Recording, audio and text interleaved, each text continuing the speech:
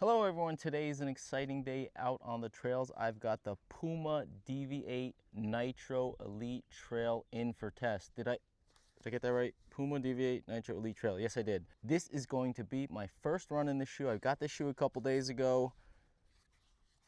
Walked my daughter to school in them, and that's it as far as them being outside, outdoors on the ground. Very excited to test these out. Latest super shoe from PUMA. I think this is going to be a real contender just based on how it felt walking around the house. You got super critical nitrogen TPU foam with a very energetic carbon fiber plate. I could feel the energy just walking around inside my house. So very excited to get these on the trail and see if these are really going to be a super shoe contender for 2025. So yes, I definitely wanted to try these on in my little intro here just to demonstrate kind of the fit that I got. I obviously tried them on inside the house. I walked around a little bit. Got these here, ultra weave upper, as it says here. There's a few interesting features about this upper that I'll probably take a stop after I run in a while, get a feel for them, and then I'll dig a little deeper in. But as you can see, I've got these in a US 9.5. Got about, I'd say, 3/4 of a thumb's width here, but the fit is just perfect. You can see as I lace these up, not even having to snug them down, you could see how this upper on the sides really didn't move at all. Just, at least for my foot, perfect tensioning. Feels like a perfect foothold. Again, I'm gonna have to get these out on the trail. All right, so let's go. I did bring along a few shoes with me that I have initial thoughts that they may be comparables. I'll go through my run. I want to do a kind of solid run here, and then I'll see if what I thought pre-run matches what I kind of feel post-run. So I have them in the truck. I'm going to save the big comp reveal for post-run. Another warm day out here. I think we're going to hit 60 degrees. I was testing Brooks Catamount 4 and version 3 yesterday, and it was also quite warm. I don't plan on coming back to the car for a refill. Button these guys up. All right, let's go.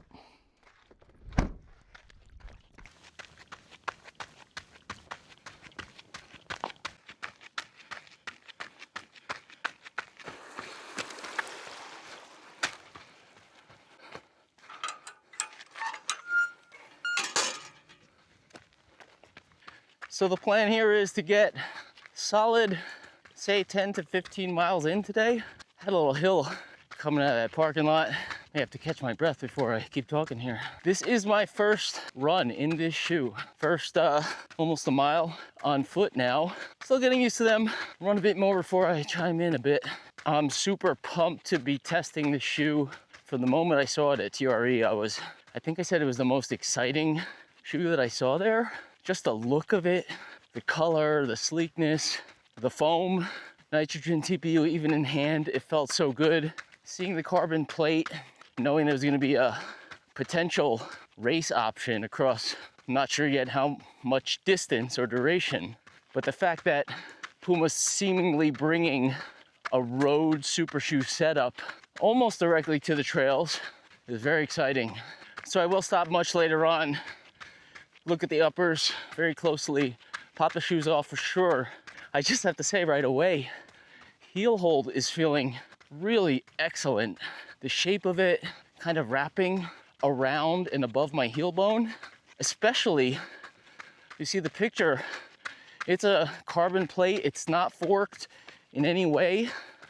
Solid kind of dipping spoon shape into the forefoot. I'm not feeling any slippage at all. I mean, that's a great impression for a carbon plated shoe on the trails right out the box. Quick little gully back there. I like the way these Pumas handled that. Didn't sense any wobble. Kind of hit some rocks on the way across. A bit steep on the way down, and I didn't really slow down too much. Can really feel that sense of unsteadiness. Bodes well for stability so far. So I am going a little bit higher today. It's been dry, so I should be able to get some good, more rugged terrain here. I do want to test stability of the shoe. Being such a high stack, being carbon plated, really need to get some thoughts on that right away. Quick specs here. I've got these spec'd at 3630. 6 mil drop. I manually measured them and I did get 38 millimeters at the heel. So based on that, I would say 38, 32. When I stop for a close up, we're gonna take a closer look at that. Weight is coming in at 9.5 ounces in my sample US 9.5. That's 269 grams. Please see a note down in the description below about that measured weight. I'll try to keep the most up-to-date information regarding the weight in the description below. So take a quick scan on that one. Ground platform here, I measured 106 at the forefoot, 69 midfoot, and 81 at the heel. Check what I wrote on my hand. The midfoot and the heel, pretty standard for a lot of trail shoes. I wouldn't say nothing out of the ordinary. 106 under the forefoot is a bit narrow, especially for a higher stack. Some of those higher stack shoes, especially super shoes, do have a wider forefoot base. So that's something I'm gonna key in on. Again, thinking about stability out here on the trails, on even terrain. It's narrower under the forefoot than most shoes kind of in this stack range.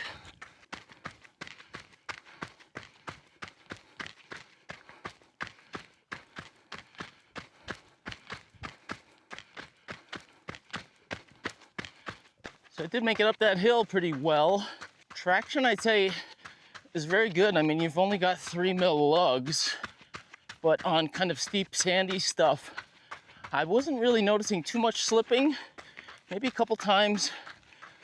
Some of those spots were a little pebbly and stuff. I mean, stuff is just gonna roll no matter what. So yeah, heading up that hill there, it flexed pretty well climbing. A lot of stack, got a plate there.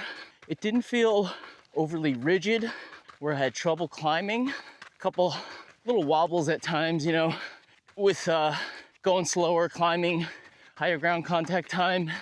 Sometimes, especially if the legs are tired, get a little extra wobble than you would at pace in these again, because it's just reacting so quick off the ground. But for me, I'd say nothing that's not manageable. I did not feel tippy at all. Feel pretty stable. It's really good so far. So continuing on here, hang a right, head up that hill, probably hike it so I could talk a little bit about the shoe. 6 mil drop sounds about right. Feels accurate. Doesn't feel like 8, doesn't feel like 4. Spot on, kind of in line with other 6 mil drop shoes. Sometimes, you know, that could be questionable depending on the brand and model. So I said 38 I measured under the heel. That puts 32 under the forefoot, and that forefoot feels great. 32 feels like a lot. Very cushioned, no bottoming out, very dynamic, a lot of energy.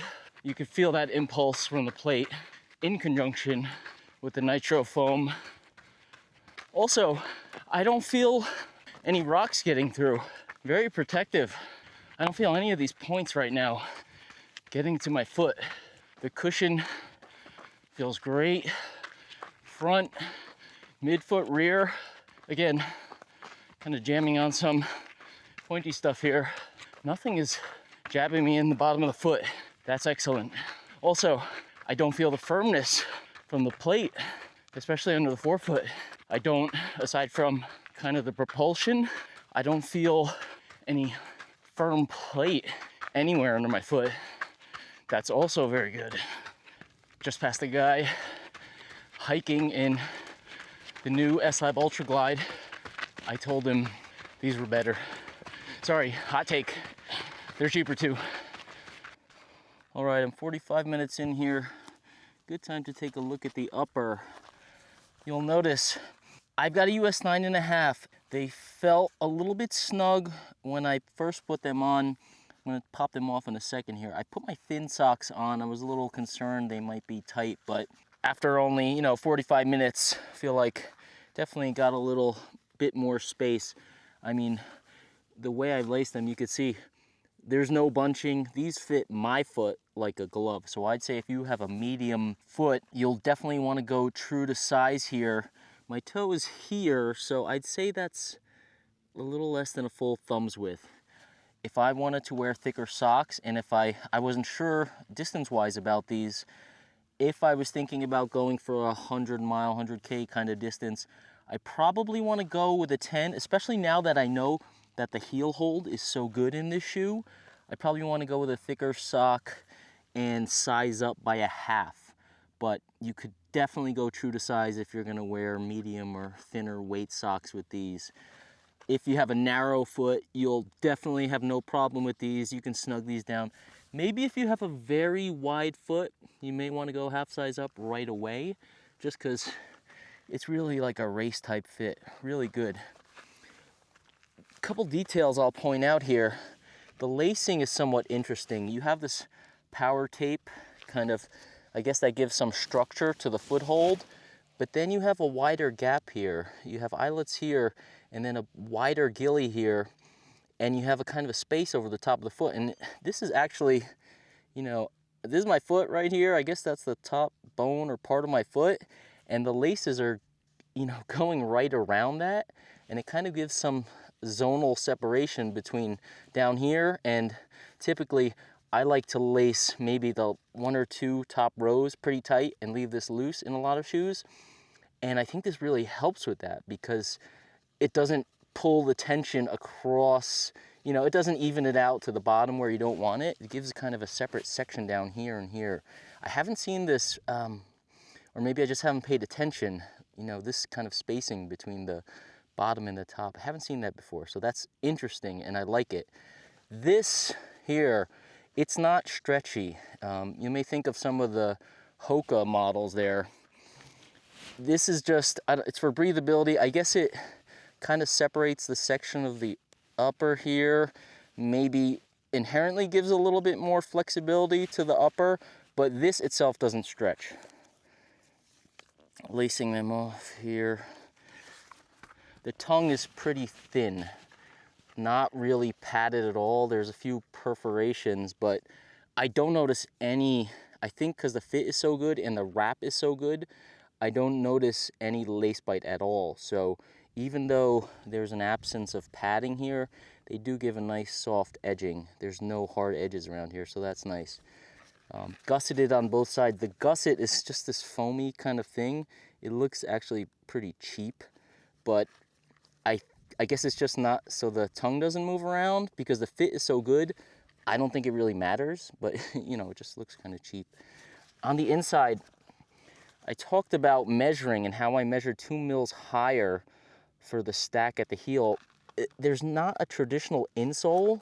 There's kind of like this layer here that's pretty thick. That it may be about 3 mils of a kind of a foam insert that is glued down. So this black part here, it's got some perforations. It's not an insole. I can't take that out. It's glued to the bottom of the shoe. So it's more than 2 millimeters. I'm pretty sure of that. So however they measured their 36, maybe they included that but didn't include the lugs or something going on there. But that seems to give, I guess, a little extra stack on top of whatever they measured. So I do have 38, like I said, that I measured, and this part goes all the way through to the forefoot, and I'm really trying to see what it is. It's just it's a closed cell. It's not an ortholite type of thing. It's very soft, and it has a really great feeling underfoot. I can imagine this probably top layer contouring over time to the shape of the bottom of your foot, which would be really nice.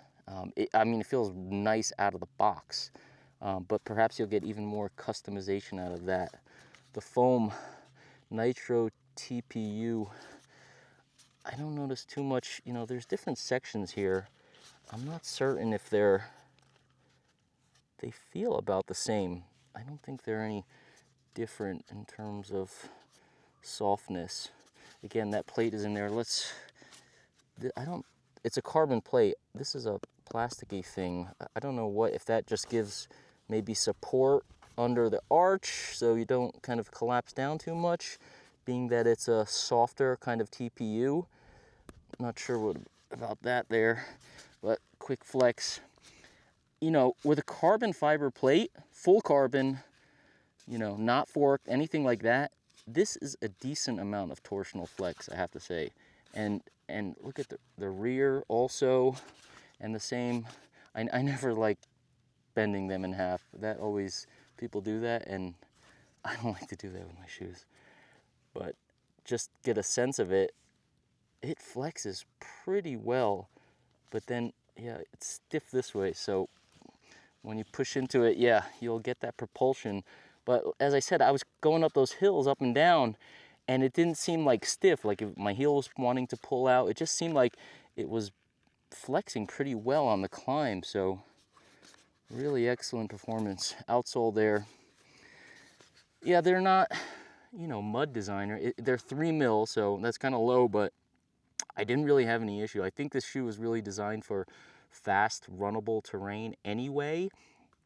And this stuff, you know, this is kind of like what I'm running on, and dirt and sand, and it's gripping very well in this. So for me, it's great so far.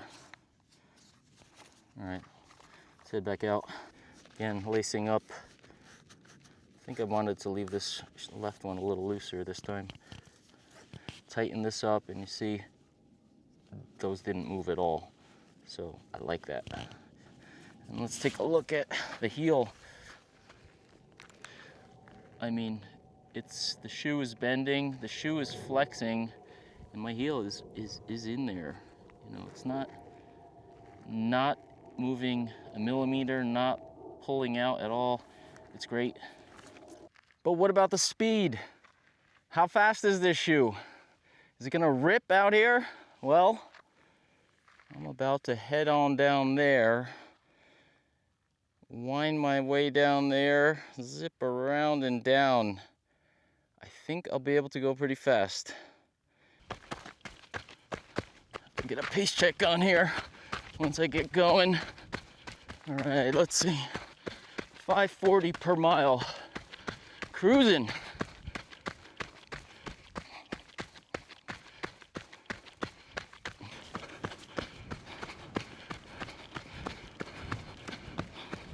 Flat section here, 545. Yeah.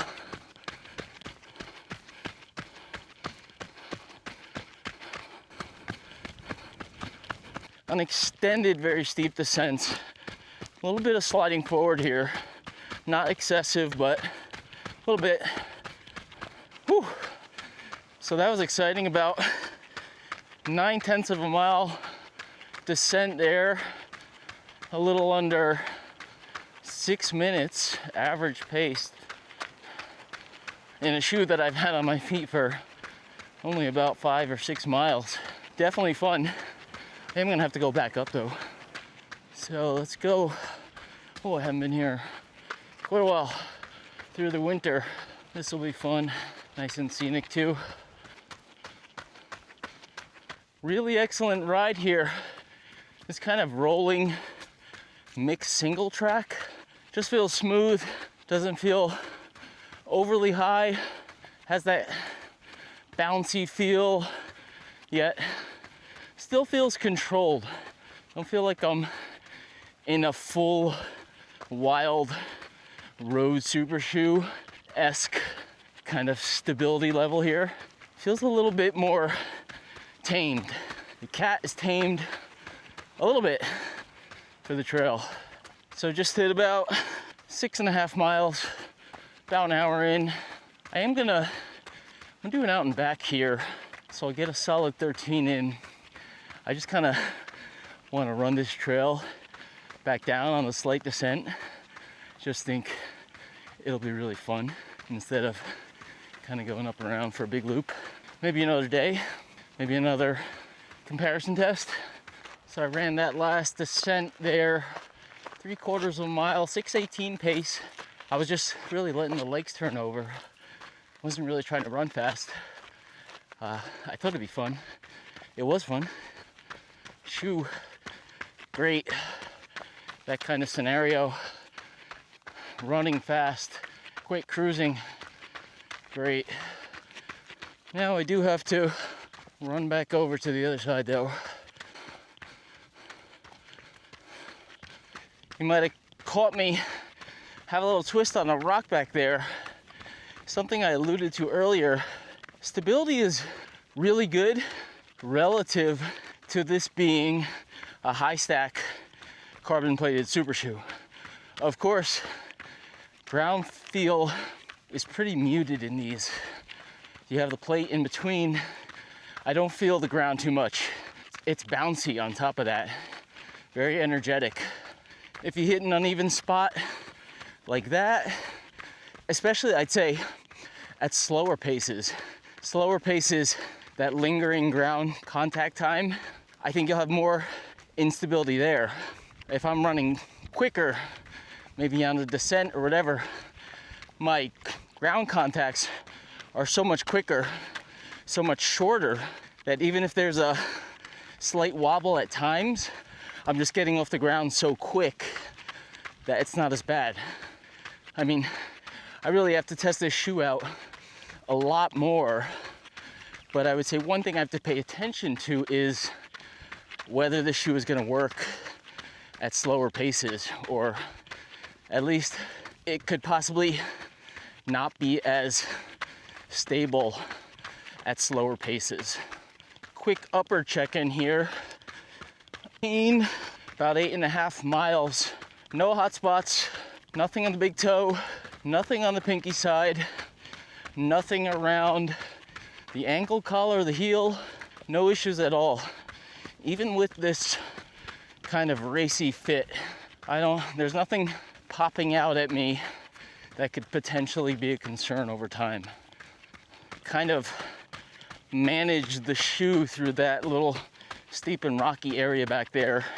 Yeah, it's a little high, and the bounciness, you do have to be careful in rocky, uneven terrain like that, especially if it's steep and especially if you're going downhill.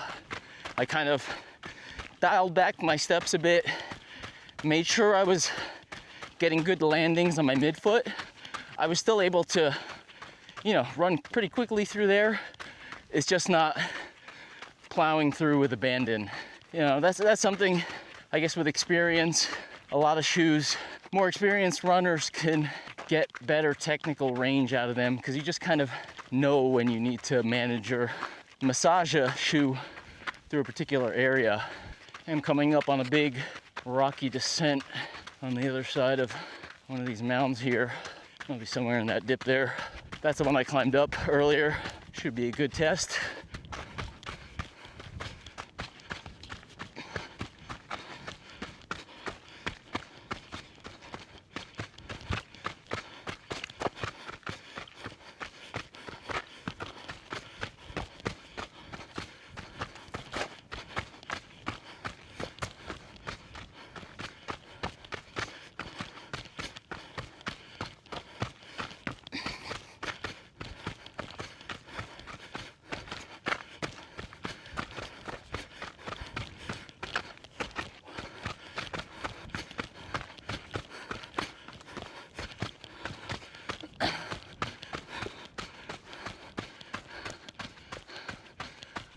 I am kind of hitting more downhills on the way back here.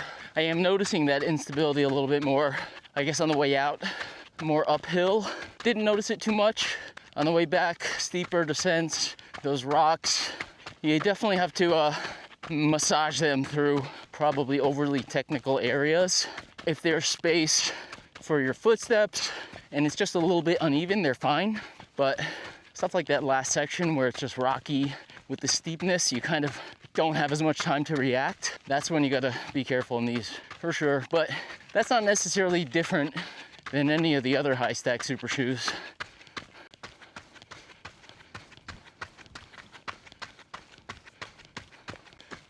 All right, so I'm gonna cruise on back down through that gully there, back around to the car, and then check out some comps.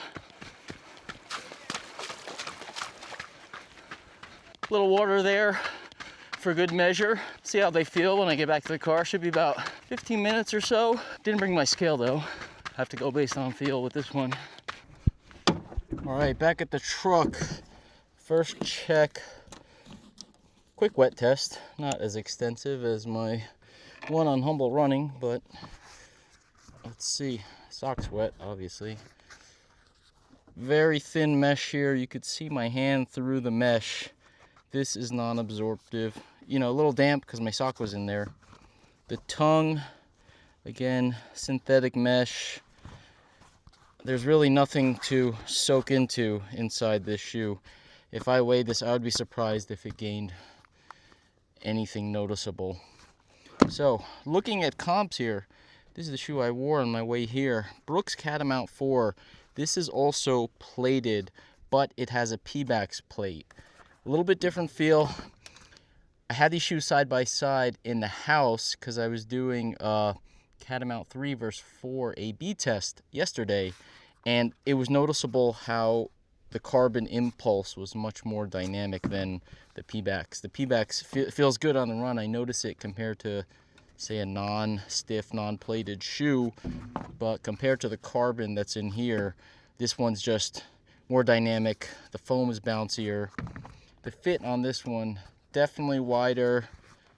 Noticeable room in the toe box here.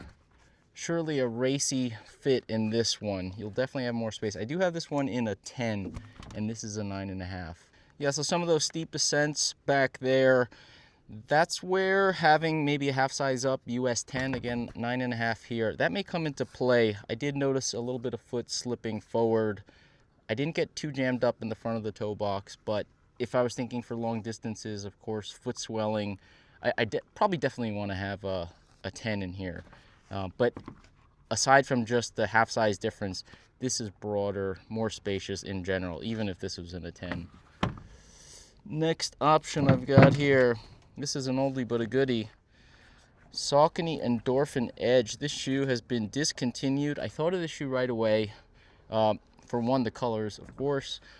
Another is a very aggressive carbon plate. I knew what the plate looked like in this one, you know, not forked, anything like that.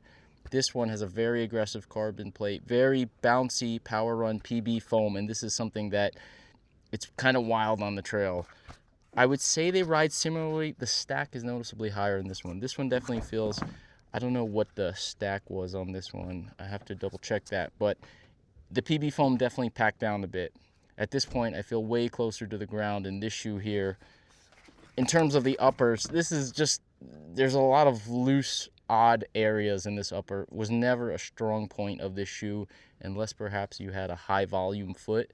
I struggled, like some spots were tight, some spots were like a little weird. Heel hold was not that great. Great upper in here. Both energetic carbon plated rides.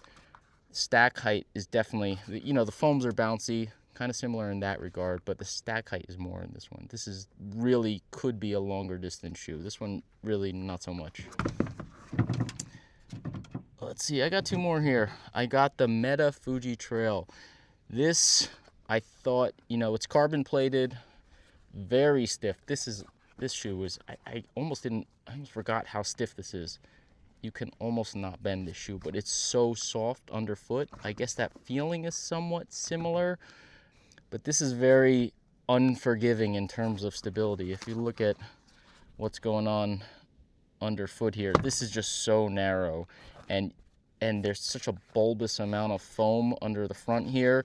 It's very teetery. This is way more stable. I mean, so I just don't really know about this shoe, especially now that this one is out. I couldn't see why you would want to go for this one if you wanted to have that real kind of cushy, bouncy feel underfoot with a plate. I think you get all that with this shoe, and it's more stable. And the upper is better. The upper here is just, it's okay. It's nice and wide and comfortable, but it's not so dialed. You know, I have to kind of really tension it to get a good hold here. And again, it's just generally unstable. So it's not a shoe I really am in love with. It's not a shoe that I really like. Perhaps I may do some A/B testing with this one, perhaps against another shoe that I have next in line, just to kind of I don't know, reset my thoughts. Maybe it's, I don't know, we'll see. And last but not least, the Adidas Terex Agravic Speed Ultra, another one with a long name, PUMA Deviate NITRO Elite Trail. I would say right off the bat, these are two runnable plated super, again, these are plastic carbon rods in this one, but has a similar effect of the carbon plates that are in their road shoes. May have to try these on side by side. I feel like this one feels a bit higher. If you look, again, similar to the Metafuji, look how narrow this Adidas is. The stability on this one is just, it's just lacking, you know, that's just what you're dealing with. They tried to offset it by giving you a wide, huge forefoot. You have to run aggressively on the forefoot, forward lean in the shoe to make it work. You have to be at faster paces. You have to be a good runner, strong ankles, everything to run in this shoe. I think this one is probably going to be more versatile for most runners. It has a more forgiving ride and has a more standard width under the midfoot and also the heel. It's definitely more stable than this shoe. I'm not sure about the speed yet. I haven't run in this shoe in a while. I'll have to have a kind of refresher on this one to see if I feel like this shoe is faster. They both have that kind of bouncy midsole type of energetic feel. I want to say this one feels like it has more pop, but again, I'm going to have a refresher on this one to get a feel for it again. The upper fit on this one, definitely night and day, much better. This, you know, you see my little thing here. This heel is just not good. There's people have weird foot issues with it being too long, but then too wide, and just like having to do strange lacing to get an ankle hold. It's just something they really need to dial in with the next version.